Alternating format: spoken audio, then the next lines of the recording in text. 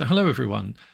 Today we are going to be talking about beyond shame and having a curious conversation about neurodiversity.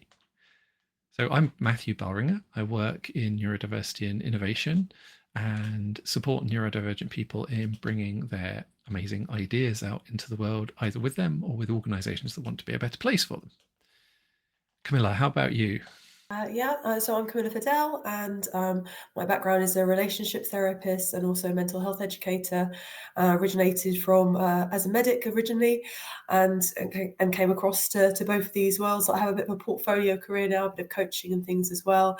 And I tend to have quite a few clients that actually come across to me that identify themselves as neurodivergent. So just really very interested to have the conversation together about that. Super. Yeah, and we actually had this conversation apropos of the fact that you'd noticed you had a lot of neurodivergent clients, and so we kind of started chatting and wanted to share something kind of at the combination of some of the stuff we both work with and think about. Mm-hmm. Yeah. So I think today's, this idea of beyond shame is a really interesting one, and for me, I'd really like to start by exploring this relationship between shame and neurodiversity. Why is shame a thing for neurodivergent people? Is that something you've come across at all? Yeah, I think where I start with this is first thinking about the differences between guilt and shame. So guilt being kind of that there might be an externalized problem, a challenge that's happened, and that we feel bad about something, and we review that and we try to review the situation. Whereas shame is an internalized state where we might feel that there's something innately wrong with ourselves. But it originates from that there might have been lots of challenging experiences that one's had over time, and that then one has classified oneself as in some way at fault. And I think how this often comes forward with people that identify as neurodivergent is that they have many more challenges that they're experiencing generally with things, and also we have labels that mean that actually that comes to cast and focus that's an individualized, medicalized, in some ways fault-bearing judgments, rather than actually looking at what does this mean for strengths as well, what does this mean for viewing things in different ways. So I guess I see that it's a repetition of lots of challenges that people have experienced, and the way that that's framed, and the sense that people feel that they are rejected into things. And we know there's heightened rejection sensitivity in individuals who identify as neurodivergent. That probably comes from a mismatch, challenge, and the lack of understanding that people actually experience in their lived day-to-day lives. Yeah, and I think, someone who lives with rejection sensitivity, amongst other things, it's a really interesting one. And also, that ongoing message growing up that we were experiencing things wrong, that you don't tend to get the benefit of the doubt if you do things differently, if you experience the world differently. Exactly. You tend to, and it's very, very easy to internalize that and assume that you're almost experiencing the world wrong. I think that's the way a lot of people feel, and certainly I felt for a long time. And that is kind of shame, that I'm doing it wrong on some really fundamental level. And that's a really, really difficult thing to live with. And I think not only is it a burden to live with, it can get in the way. It can actually almost, to some degree, it can become a self-fulfilling prophecy. It can mean that we can't show up as us. We can't do the stuff that we're really good at as well. It can be a real barrier. But I'd maybe like to talk a bit more about this. How does shame get in the way? How do you see it showing up and getting in the way? I think, like you've just started to describe, I think it's destabilizing. I think that it can mean that if an individual's feeling that they are themselves at fault, then that means that we don't have the same capacity to kind of look into growth, skills, learning into something, leaning into something.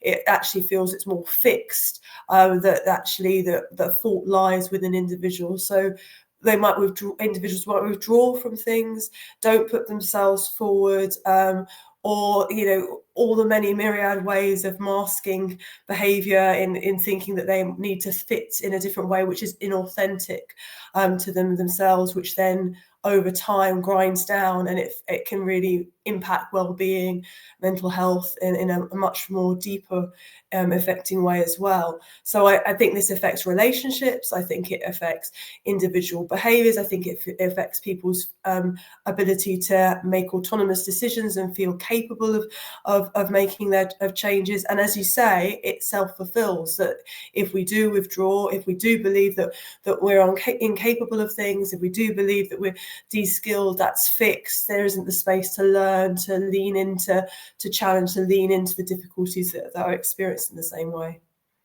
So really holistically, it has an all-encompassing effect on day-to-day living, on work, on being with other people, on seeing success as well. Yeah, and I think that valuing oneself on a really fundamental level feels like a big part of this. A lot of the neurodivergent people I work with learn very early on that there's the stuff that they love, the stuff that they intrinsically find worthwhile, that gives them energy and brings them pleasure. And then there's the stuff that the world wants, rewards, finds acceptable, and that those two things are completely separate. Mm. And so it makes it really, really difficult, particularly when you're then working, to be able to show up and get that. It's like all of the reward is extrinsic. It's all about other people, and that's a really exhausting place to be, aside from anything else. It's and you also mentioned the masking, the camouflaging, and that itself is that's a huge energetic cost aside from everything else. And one of the other things I've noticed is very often the things that we consider our weaknesses are these sources of shame. They're often the other side of a coin where a strength lies. And so if we're masking them and camouflaging them, we can't get access to the strength that comes from them either. Yeah. No, definitely. I think this really feeds into the role of labels and how challenging I think labels can be for individuals as well. And we can look in a focused way of, okay, they could offer benefits to some people at some time in giving them context. But unfortunately, a lot of the time people identify that it feels very much like a tick list where people are being critiqued rather than actually finding the true meaning for their lived experience within that. And a lot of the labels really aren't fit for purpose in how they come across as well. So if we think about attention deficit, actually it's not a deficit, it's saying a different way of attending to things that people experience when they have ADHD or ADD. If we reframe, and as you were saying, looking at this challenge and what does that challenge uniquely mean for an individual, rather than saying it's a tick, this is how it's fixed for you. And then what on the other points of that are the strengths within that someone might experience. So rather than thinking that someone's attentional system is distracted and deficit, what does it mean that they might be really curious as an individual? What does it mean that actually someone might, rather than being impulsive, is actually very creative in how they come across? What does it mean about, rather than judging people for their energy levels going off in different directions, that actually they might have lots of enthusiasm and they can focus their energy when they do have interest in something in a really beneficial way. Though again, it's looking at the challenge together with the ways that is beneficial for people. So there's a lot there where I think we need a much more strength focused approach in actually being able to build up people's, enable them to be able to work into their capabilities. And with the challenges, it needs to be much more matched to how it's lived for an individual, rather than feeling it's just a checklist. What's the true meaning for someone beyond the fact that there's a title, a label that's being given?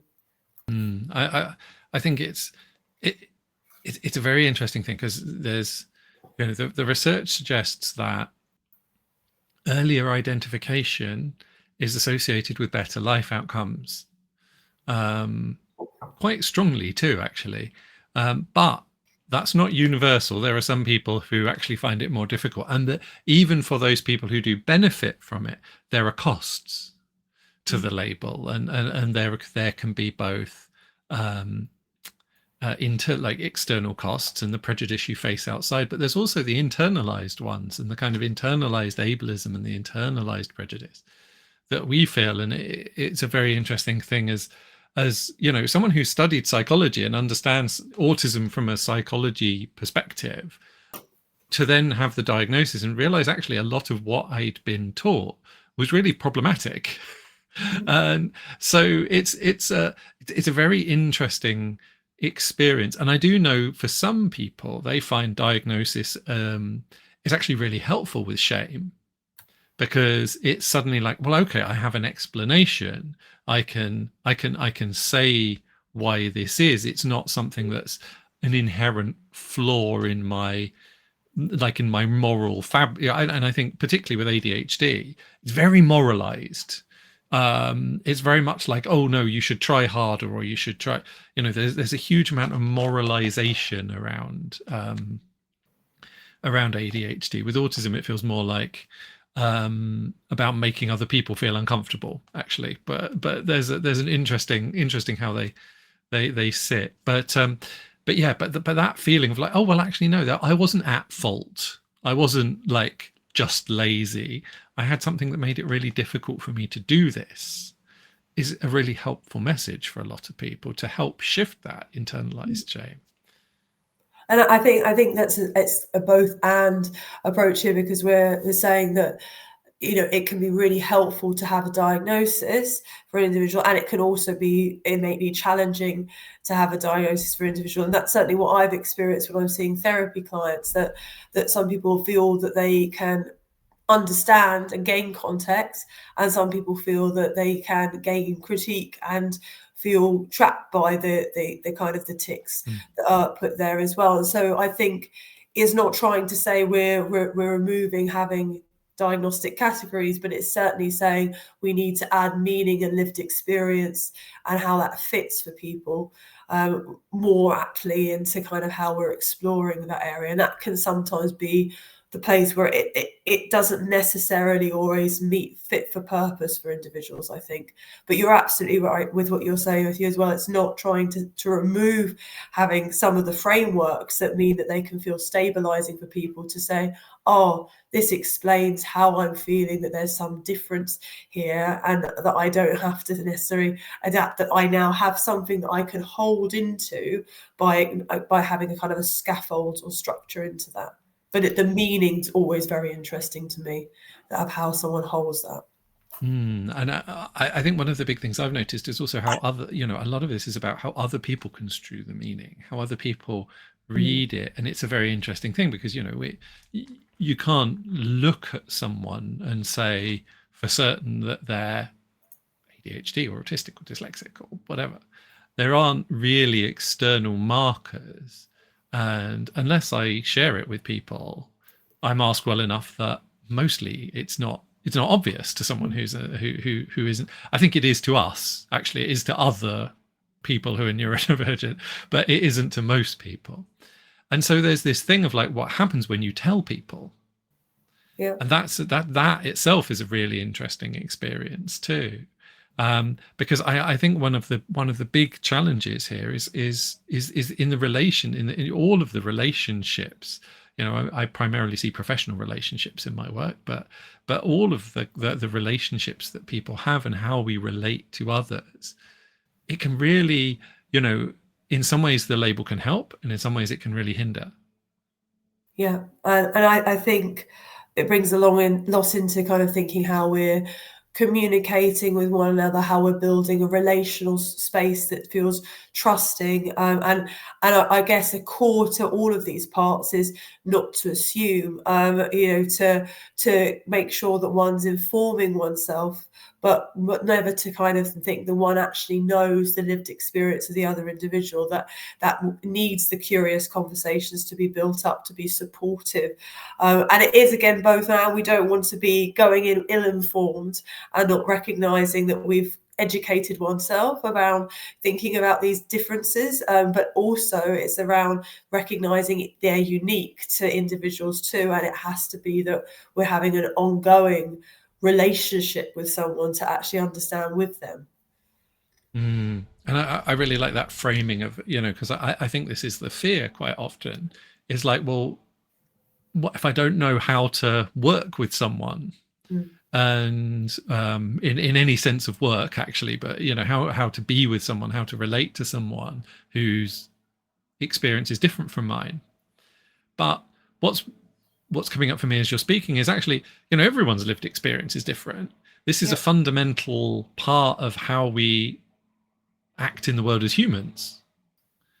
So it's like, if we're not doing that, then we need to do that. We can't just work with labels or our understanding of a person, because it's going to be incomplete and it's going to change over time as well. We all develop. We're all different. We're all different in different contexts as well.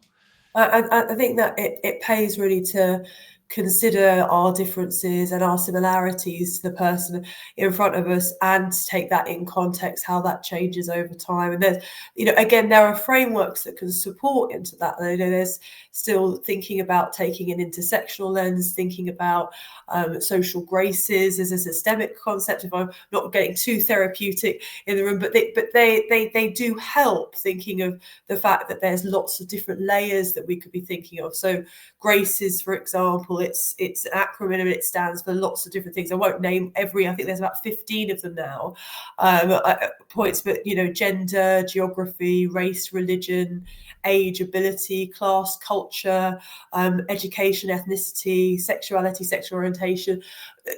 I think one important point that you're also noting is this has been added to over time, as a concept, because there's recognition of more aspects of social diversity and difference that we could actually be exploring as we go.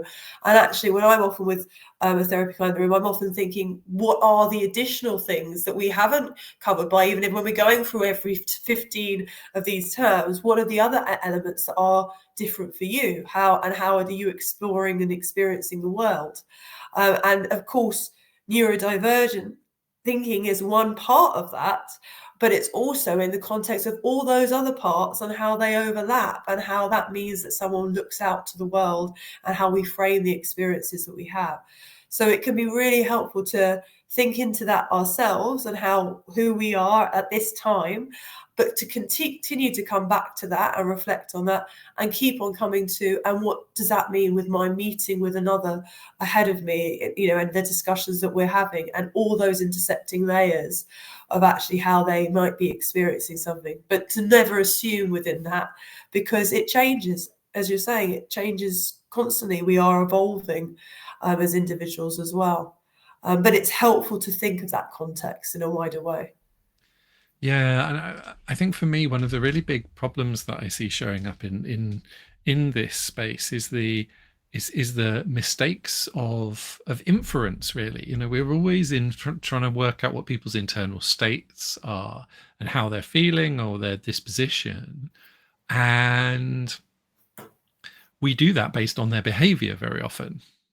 And I think we have an unfortunate habit of privileging behavior sometimes through a lens of how we would behave, how we think we would behave in that situation.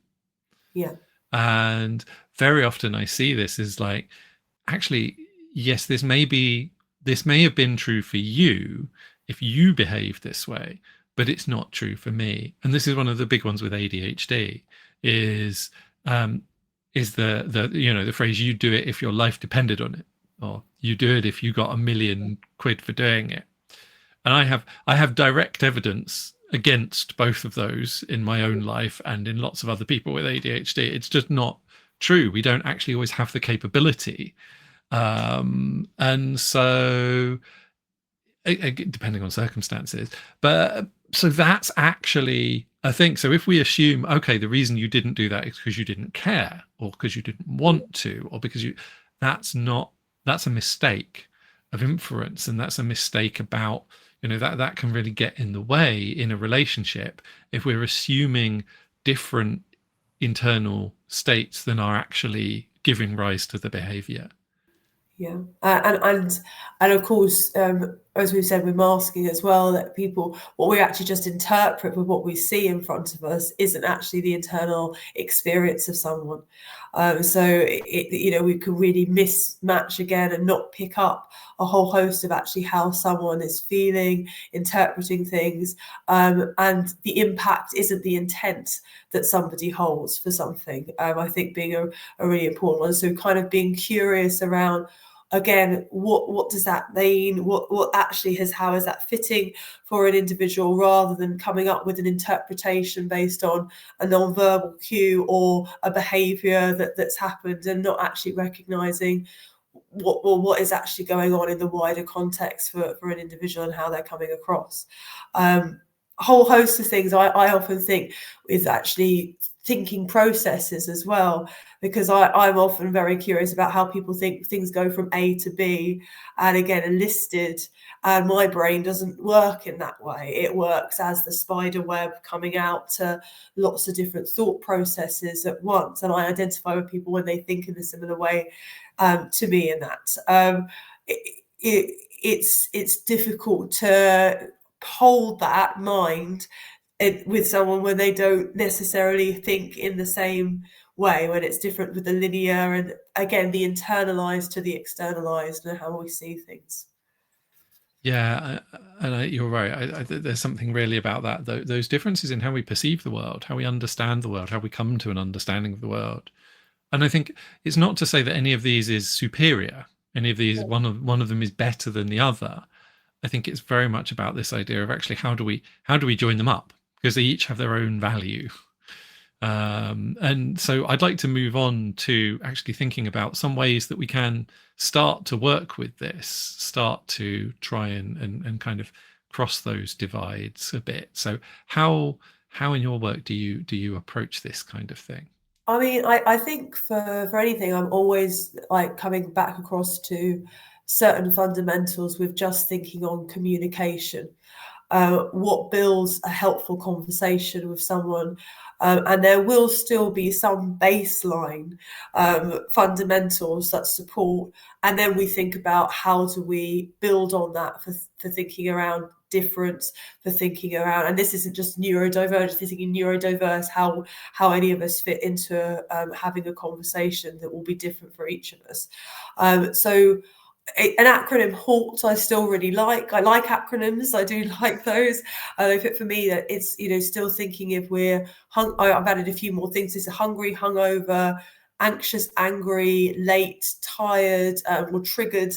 If there's any of those kinds of contexts, then it could mean that it's going to be harder for us to engage, to have a discussion, and for anyone who has, on top of that, additional challenges with being able to focus, concentrate, attend, are masking how they feel, then you still really need to be thinking about those fundamentals even more, about how you're actually just creating the space, and that it's a time that it isn't first thing in the morning or end of the day, or that someone has something to eat, that they haven't just had a really stressful event, and then you're trying to engage in a curious conversation when it just isn't fitting for someone at that time space.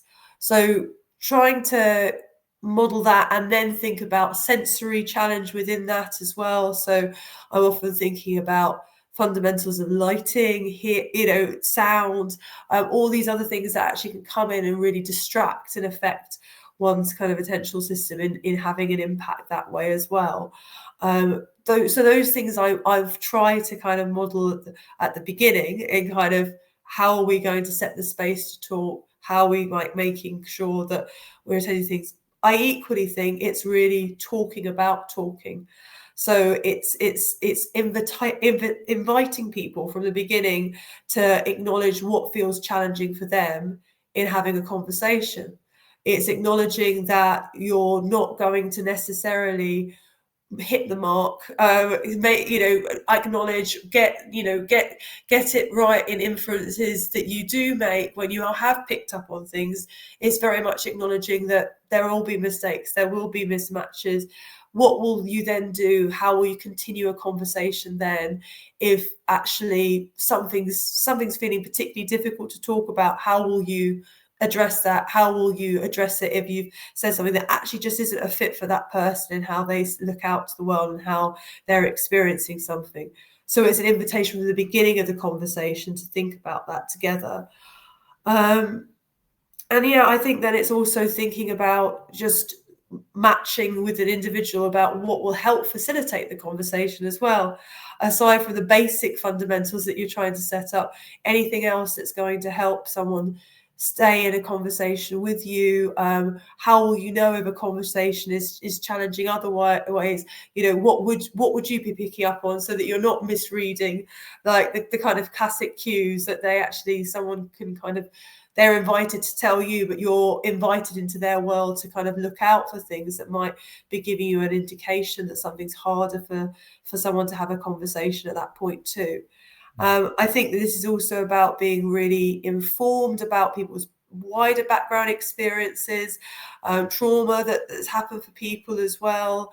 And that's why with the trigger part of HALT, we can't see all the different ways someone might be triggered in a conversation, but we will build that up over time in knowing someone as well. So this is an ongoing process of building conversation with an individual. And of course, it's not just one conversation. I think another part of this is I'm really aware sometimes we can put such a fundamental focus on how do we meet together, build a relationship and talk, but then it's all put onto there's only this one opportunity to have that conversation rather than actually saying, what do we most want to focus on at the moment? And then what do we want to focus on? And how do we have more than one place to meet and attend and talk about things, which gives us an allowance for the fact that things may go into different directions.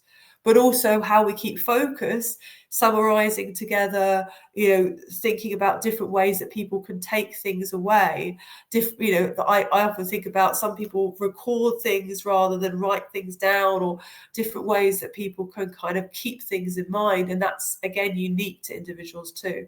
I might have gone a bit off topic there, but just a whole host of different things. Yeah, there's a load of really, really helpful stuff in there. I think the one thing for me is I found is very often, these conversations are precipitated by at least one of the people in them perceiving that there's a problem. Yeah. And one of the really big things I've noticed is it's really important to talk about how we understand the problem before we talk about how we plan to solve it. Because very often that's where a lot of this actually is like, is it really a problem? Who is it a problem for? How does it show up? Are actually really, really important questions. And we have if we're marginalized and minoritized in any way, our understandings of the problem are often ignored or not allowed in the space. We have to go with the privileged version of the problem, which very often places a lot of the burden of fixing it onto us. And if we can't, I guess, whence shame? That's where some of the shame comes from, because we've had these systemic or wider problems placed on us. And we can also then have really, like a lot of neurodivergent people, it's sometimes described as struggle with feedback. What it means is are very, very aware of this happening and have a strong response to it happening. And it's like, so if that's if that's a feedback problem, is like, but you need to contextualize that feedback. You need to understand how you understand the problem before you start thinking about how you want to fix it. Yeah, and I think this is something where, again, it comes into terminology, labels, diagnoses, context. It can be very supportive in naming those things, and then at this point exploring, and then what does that look like for you? what is your lived experience? What is the meaning that is held for that? How does that mean that we're going to actually talk with one another now? How is that going to fit for you? How is it going to feel supportive? How could it feel particularly challenging to have a conversation at the moment? Absolutely, you know, that's the place, the informing oneself ahead of, but not assuming that one knows within that. So that the both and allowing for the lived experience to be unique, that you know that you're going to potentially trip up somewhere along that, and that you need to meet again with one another to continue to talk. I think that continued dialogue is really, what I really love about the approach that you're suggesting is that building of understanding over time. And not only, I think, an understanding of the other, there's a self-understanding, understanding yourself in a different context or in this context, and like understanding your own needs and wants and experiencing of the world, which can be a difficult thing for people who've learned that wasn't acceptable, and that you kind of had to ignore that. Actually locating in our own experiencing of the world can be some of the hardest thing to do.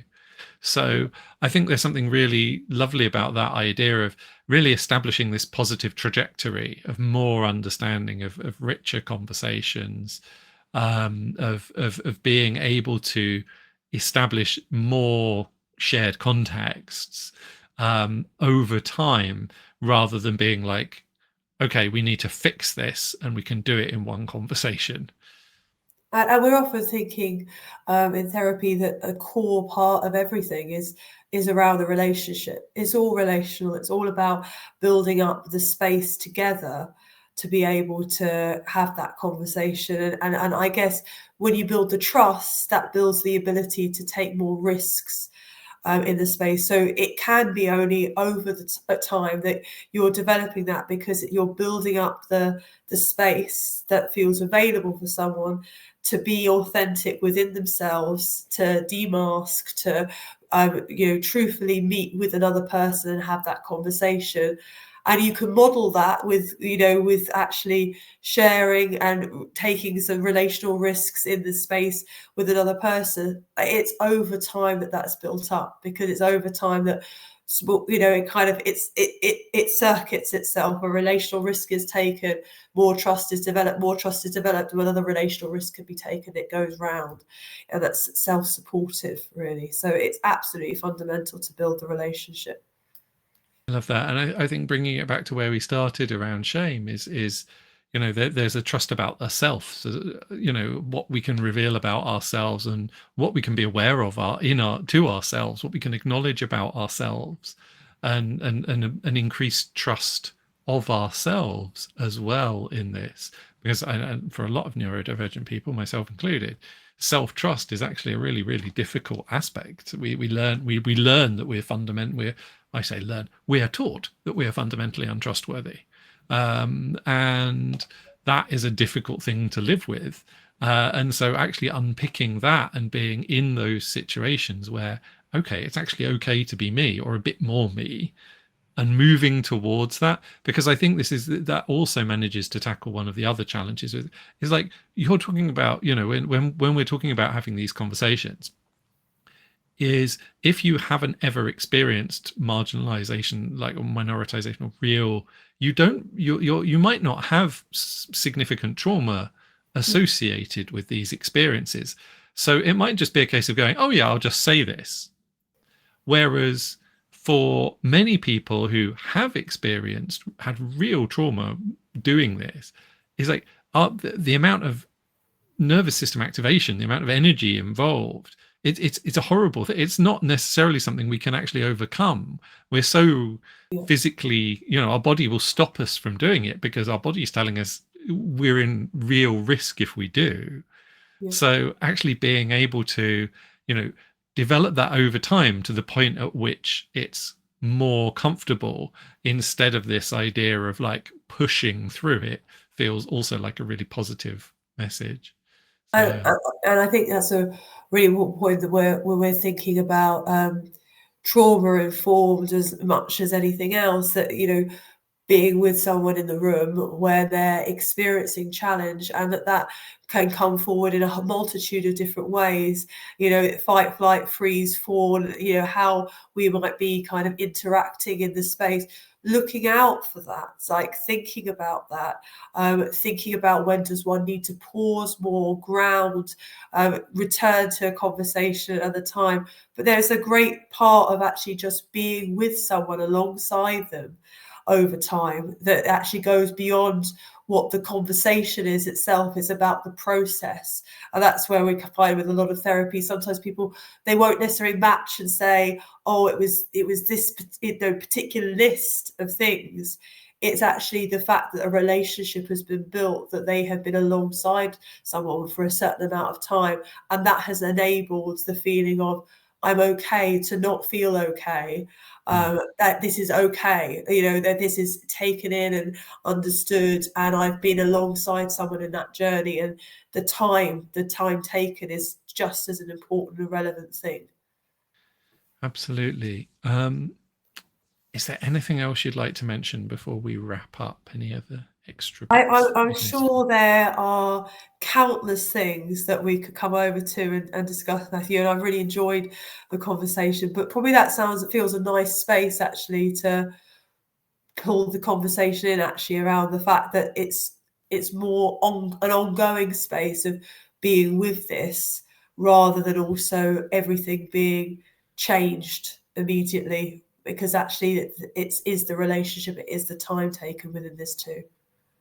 Absolutely. And so we are, part of the reason we're recording this is because we are interested in exploring this and doing some workshops potentially, or some other work around this. So if you're watching this and you've resonated with any of this, I'd love to know. We'd love to know. Please do, comment or drop us a message or anything. And particularly like which elements of the conversation, which aspects really resonated for you, would also be really, really helpful as well. So yeah, and I hope it was useful for you if you've watched this and listened to this. So yeah, thank you very much. Yeah, thank you.